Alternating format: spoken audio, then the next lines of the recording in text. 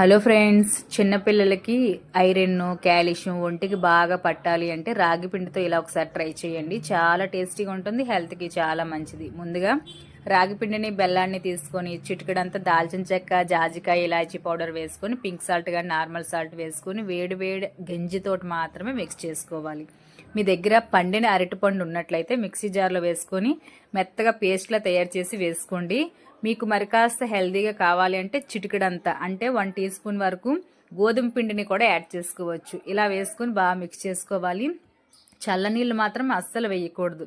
ఉండలు లేకుండా ఇలా మిక్స్ చేసుకున్న తర్వాత స్టవ్ ఆన్ చేసి ప్యాన్లో నువ్వుల నూనె కానీ ఆవు నెయ్యితో కానీ చిన్న చిన్న ప్యాన్ కేకుల్లాగా కాల్చుకుంటే చాలా టేస్టీగా ఉంటాయి. హెల్త్కి కూడా చాలా మంచిది. పిల్లలు లంచ్ బాక్స్లో కానీ ఈవినింగ్ స్నాక్ బాక్స్లో కానీ పెట్టినట్టయితే హెల్తీగా తింటారు. ఇందులో రాగి పిండి ఉంది అనే విషయమే వాళ్ళకి తెలియదు. ట్రై చేయండి, చాలా బాగుంటుంది. వీడియో నచ్చితే లైక్